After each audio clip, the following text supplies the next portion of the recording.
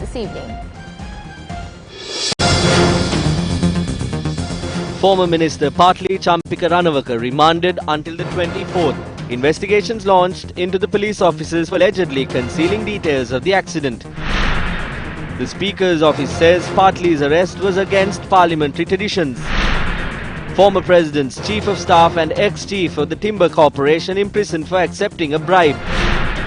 A request made from court that an order be issued for the mobile phone belonging to the Swiss Embassy staffer and her husband be handed over to the CID. Activities surrounding the MCC temporarily suspended by the Cabinet. Committee appointed to study the compact.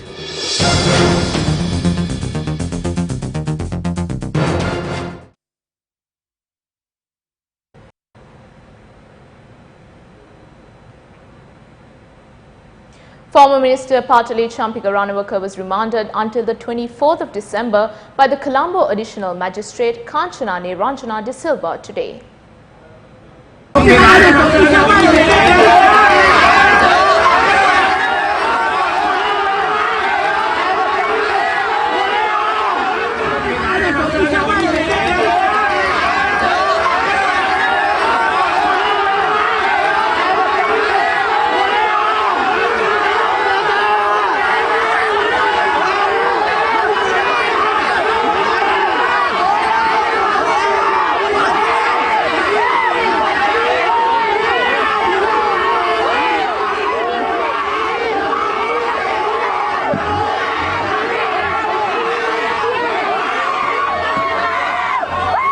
Partli Champika Ranawaka, who was remanded, was taken to the Valikada prison this afternoon.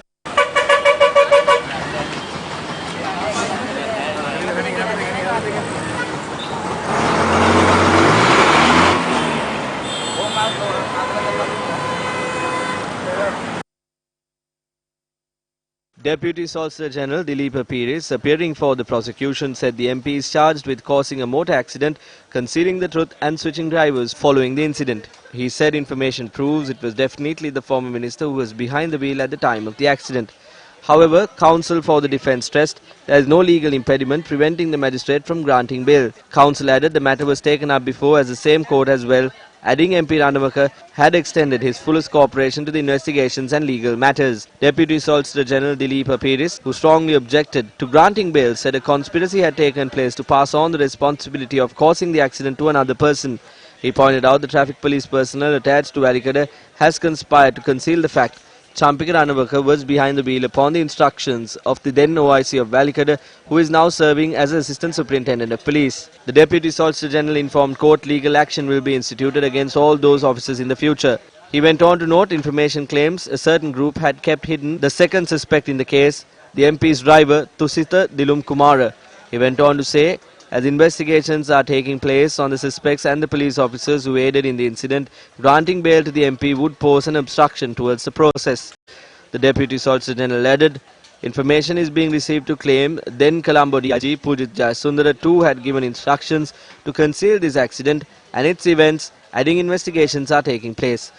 DSG Dilip Peiris said steps would be taken to file indictments against all the suspects with the High Court, adding the Valikada police investigated the accident in a way to protect the accused, showing no regard to the aggrieved party. Meanwhile, during the Cabinet media briefing, the following opinions were expressed regarding the arrest of former Minister Partli Champika Ranawaka. This differently abled young man met with President Gotabaya Rajapaksa during his final public rally in Homagama and has appealed that justice be done to them. He was not president by that time. There was no arrest even after he became president. The proper complaints had been received, the investigation was done, the file had gone to the Attorney General, the police had been informed to arrest if there is adequate evidence. The law has been enacted.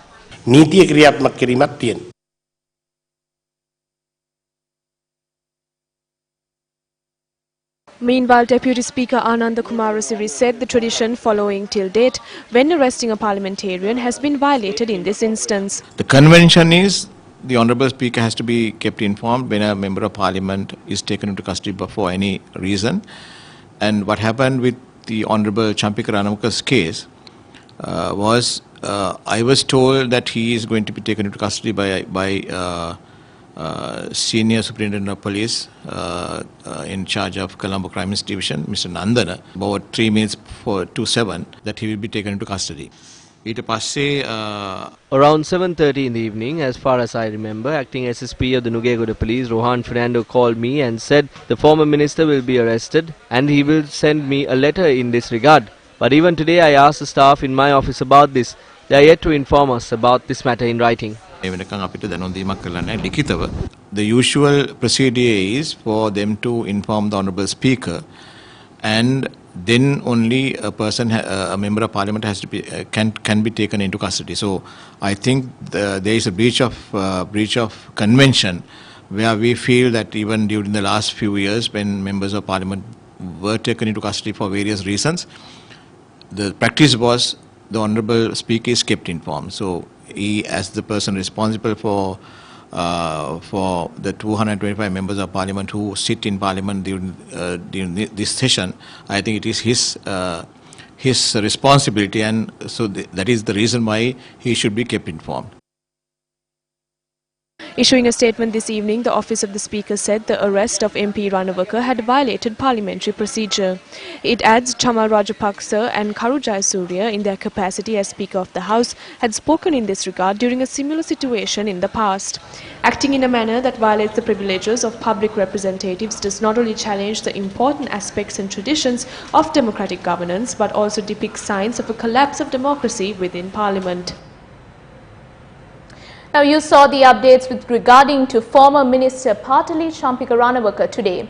Now let's take a look back at what happened yesterday. Former Minister Patali Champika Ranawaka was arrested while at his residence in Battaramulla, Jayantipura around 7 last night. මගේ නිවසට ඇතුල් වුණා මේ කොළඹ අපරාධ කොට්ටාසේ පිරිස ඇතුල් ලගුවම අත්අඩංගුවට ගන්න වරන්තුවක් තියෙනවා කියලා.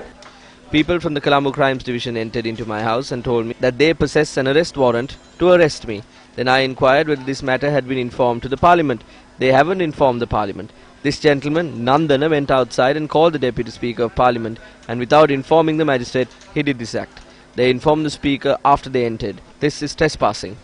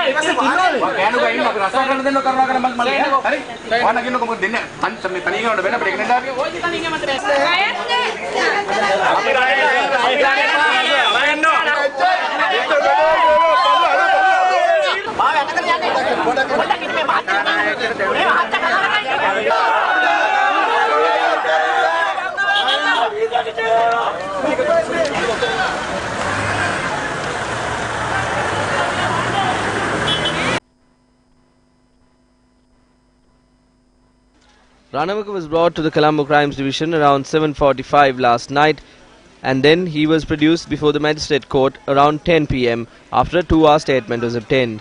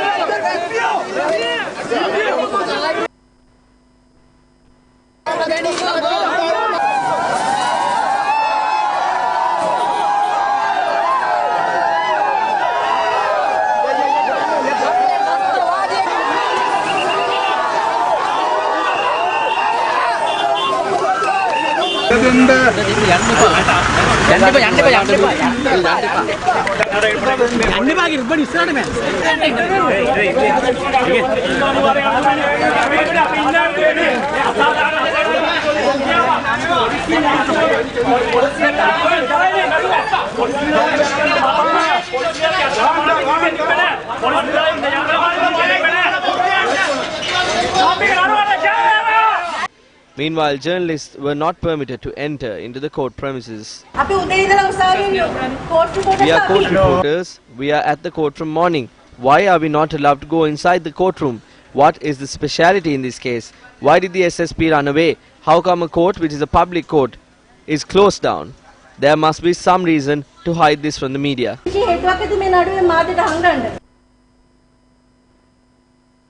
Last night, the additional magistrate Kanchana Niranjana De Silva ordered that former Minister Patli Champika Ranawaka be remanded until today.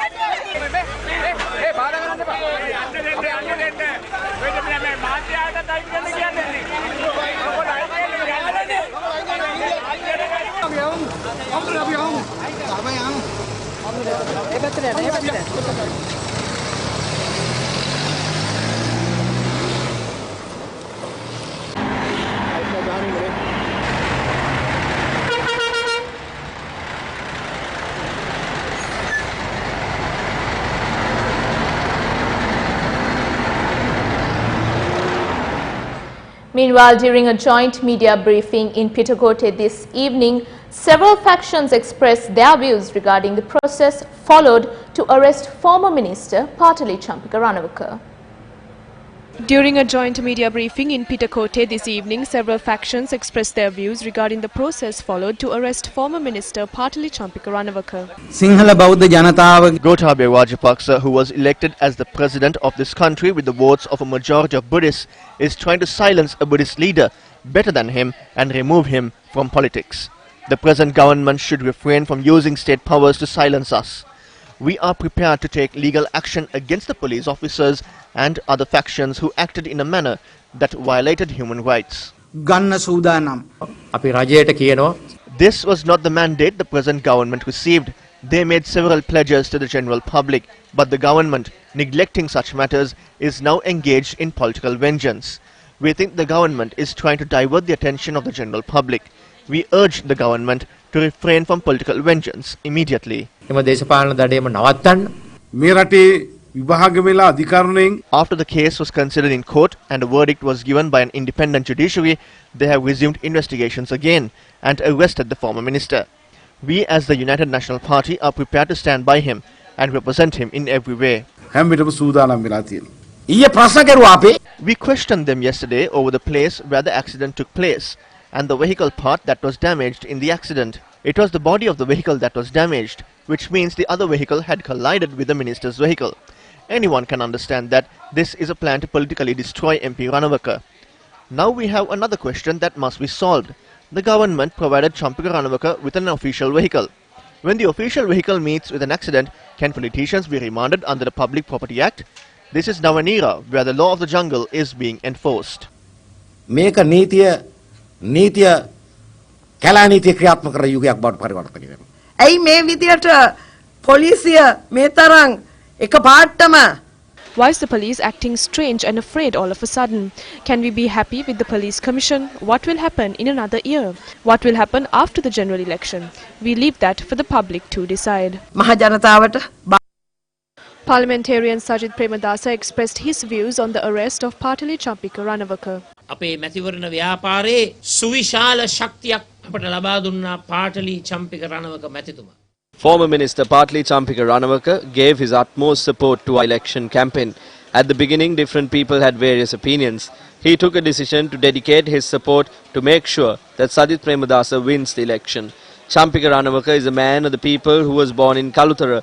I would like to say that we will do whatever it takes to legally ensure his freedom. වෙනුවෙන් පෙනී සිටිලා එතුමාගේ නිදහස වෙනුවෙන් අපි නිත්‍යානුකූලව කළ හැකි පරිම කැපකිරීම කරන්නට අපි බලාපොරොත්තු වෙනවා කියන එක මේ The following views were expressed on this regard during a media briefing held at the Sirikotha UNP headquarters. The arrest is illegal. In 2010, Sarath Fonseca was arrested merely because he competed in the presidential election. It is evident that this government has restarted that trend. Perhaps because of our actions, because we carried out justice with no biasness, The people who should be behind bars could be free men. That is because we did not meddle with other people's businesses. They have started carrying out their agenda of political vengeance. We have received information that several other MPs are to be arrested. They are trying to subdue the opposition through these actions. We will not allow this. We would like to clearly state that we will take actions to fight back. අපි සටන ක්‍රියාත්මක කරනවා කියන එක මම පැහැදිලිව කියන්න ඕනේ. The United Socialist Party issued a warning to the government during a media briefing held today. ලක්ෂ 68ක බලයක්. Even though President Gotabaya Rajapaksa won the election with 6.8 million votes, if he misuses his power, it will quickly spiral into a crisis. Although Indian Prime Minister Narendra Modi won with a landslide last year, now we see hundreds and thousands of people who have turned against him and are marching out on the streets. It has only been a month since President Gotabaya Rajapaksa came in power, and already a number of problems have arisen. අරුබුද ගානක් මතුවලා තියෙනවා. President Gotabaya Rajapaksa met with journalists attached to foreign media at the Presidential Secretariat today. Mr. President, what is your plan for 2020? When are you planning to have the budget for 2020, and do you want to have the budget before the elections? No, I can't. No, it will be, the elections will be in, see, I have to dissolve the parliament by 3rd of March. Then elections will be like in April, end of April. So after that only I can bring in the... During the meeting, the President also expressed the following regarding the incidents surrounding the Swiss embassy employee. When that's something complained, then it is up to the police to investigate. When this investigation is very fair and anybody can see technical evidence, and probably they have not got the correct picture maybe. So I don't see, now this is a local employee. President Gotabaya Rajapaksa also spoke about the Hambantota port deal. Will you be renegotiating the Hambantota port deal, and if proposed changed? No, we are looking at it, but it's not renegotiation. Now it's a commercial contract. I am not worried about the commercial contract, it has been signed. But I am worried about the security, whether there are any security lapses. Those are the things that I am going through and discussing with them. Especially this border control is with the government. We want to see whether that is with us. I have spoken with the Chinese authorities also. They are also agreeable that the security aspects must be, with Sri Lankan government. It's not renegotiation actually. If there are things that you have to add, then we will add it.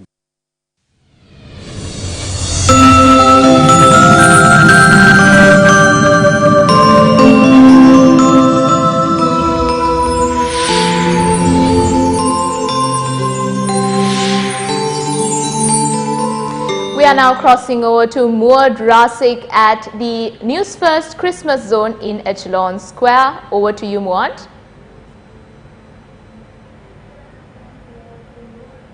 Thank you, Amavi. Now we are coming to live and direct from the place to be at this year's Christmas, the heart of Colombo at Echelon Square. Now, first up, taking a look back at some news here at home. Former Minister Dr. Rajendra Senaratne today filed an anticipatory bail application with the Colombo Chief Magistrate Court seeking to prevent his arrest over a media briefing which took place on the white van abductions. The application will be taken up for consideration tomorrow. Now, two men who appeared with Senaratne at the media briefing held in the run-up to the presidential election have already been taken into custody on allegations of fraud.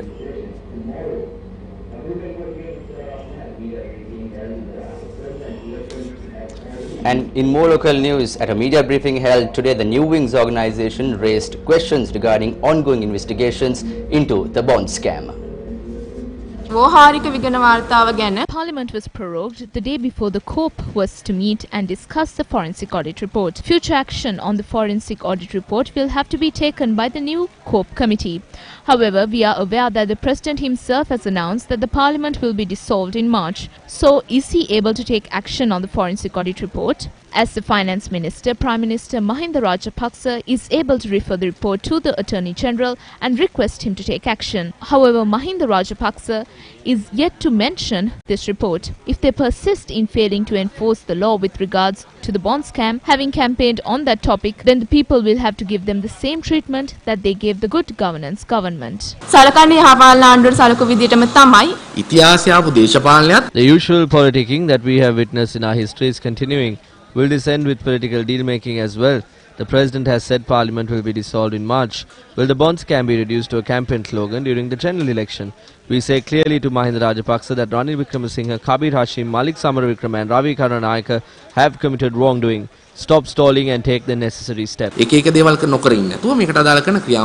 Minister of Finance, the Prime Minister Mahinda Rajapaksa, has the authority to call for legal action despite the status in Parliament and despite the functionality of the COPE committee. What should happen is that this needs to be expedited because that is the fair and the right thing to do by the citizens of this country. So we believe that those who are accused can and should be brought to justice for the misappropriation of public funds, and there need not be any further delays. At the press briefing to announce cabinet decisions, journalists referred this question to Minister Bandula Gunawardena. කාලේ විපක්ෂයේ ඉන්න කාලේදී මේටත් වඩා බරපතල විදියට කතා කරපු මාතෘකාව තමයි මහ බැංකු මංකොල්ලේ. අද ඇයි ඒ ගැන කතා නොකරන්නේ? ඒකට මොකද වෙලා තිබෙන්නේ? බරපතල ලෙස කතා කරලා තියෙනවා මේ සඳහා විදේශ කටයුතු පිළිබඳ. We have had serious discussions on this. Minister of Foreign Affairs Dinesh Gunawardena notified the Singaporean government on the need to extradite former Governor Arjuna Mahendran, who is one of the main suspects in the daylight robbery at the central bank. More local news. Former President's Chief of Staff Dr. Kusumdasa Mahanama and former State Timber Corporation Chief Piyadasa Dissanayake were found guilty by the Permanent High Court trial at bar today for soliciting a bribe. They were found guilty on 13 separate indictments, including soliciting a bribe of 20 million rupees from the head of the Sri Lanka Sugar Company to approve the handover of buildings and steel owned by the Kantale Sugar Factory. Dr. Kusumdasa Mahanama was sentenced to 20 years rigorous imprisonment and a fine of 65,000 rupees. He was ordered to repay to the state the 20 million rupees he solicited as a bribe. Piyadasa Dissanayake was sentenced to 12 years rigorous imprisonment and was fined 55,000 rupees. The sentences were delivered by High Court judges Sampath Abekon, Sampath Wijeratna and Champa Janaki Rajaratna. Counsel for the defence requested lenient sentences for their clients, citing their age and their previous clean record as senior public servants for decades. However, during sentencing, the bench cited the major negative impact of this incident on foreign investments in the country.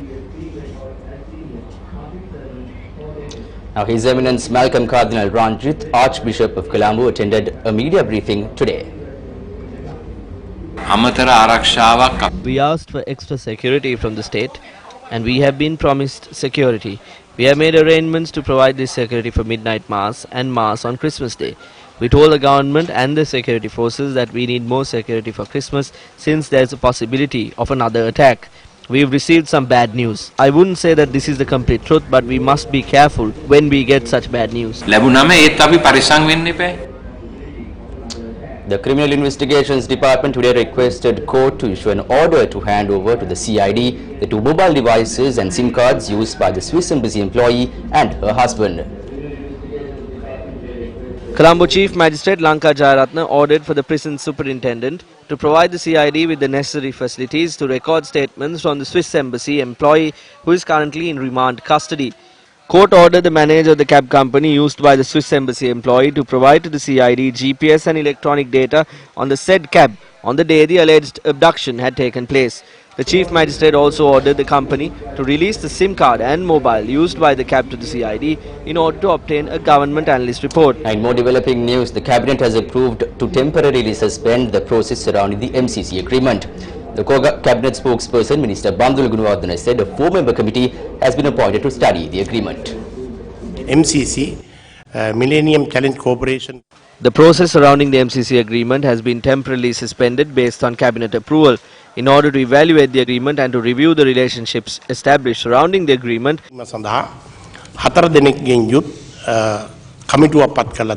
A 4-member committee has been appointed. The committee consists of a lecturer at the University of Colombo, Dr. Lalthasiri Gunuruwan, Chartered Architect Nalaka Jayavira, former Secretary to the Ministry of Transport, D.H. Jayavira, and President's Counsel, Attorney at Law, Nihal Jayawardena. Now, the Fitch ratings yesterday revised Sri Lanka's long-term foreign currency to a default rating to negative from stable. Fitch Ratings said the revision of the outlook to negative from stable reflects rising risks to debt sustainability from a significant shift in fiscal policy. Fitch believes the departure from the previous revenue-based fiscal consolidation path has created policy uncertainty and increased external financing risk for the sovereign, particularly given the large external debt repayments due in 2020 and beyond. Fitch said the scrap of VAT and NBT would result in a loss of government revenue that would amount to nearly 2% of GDP, and the government debt is likely to move up. Fitch expects growth to pick up to 3.5% in 2020 and 3.7% in 2021 from 2.8% in 2019. In response to Fitch Ratings, the Ministry of Finance, Economy and Policy Development, issuing a statement this evening, strongly disputed the premise of the revision of the outlook. The ministry reiterated that the recent rating action by Fitch Ratings has been hastily done without considering facts on the ground. Such action is untimely and constitutes a rush to judgment. This rating decision has mainly been based on the hypothesis that Sri Lanka would shift away from the revenue-based fiscal consolidation stance, thereby causing risks to debt sustainability. It adds what is lacking throughout the Fitch's analysis is the impact of offsetting measures that the government is undertaking to meet any revenue loss and lack of due recognition of the favourable macroeconomic impact that such policies would deliver over the medium term. The Finance Ministry said the recently announced measures will augment the aggregate demand by simplifying the tax system coupled with the reduction of certain taxes. The ministry said it is important to note that the government has already taken measures to curtail government expenditure, which would largely complement the impact of revenue reforms. It adds, taking all into consideration, the best estimate of the budget deficit would be around 5.5% of GDP in 2020, as against the Fitch's projection of 6.5% of GDP. The ministry said, quote, "In the circumstances, we strongly believe that it is highly untimely for rating agencies to speculate negatively over the performance of the Sri Lankan economy and its outlook without appropriately analysing the effect of all the policy measures introduced by the newly formed government, which has been in office merely for 1 month, and believe that the recent rating announcement is very much premature and unwarranted," unquote. News tonight. I am Muad Razik. Have a safe and great Friday night. And for the Newsfirst team, I'm Amavi Banugoda. Have a good night.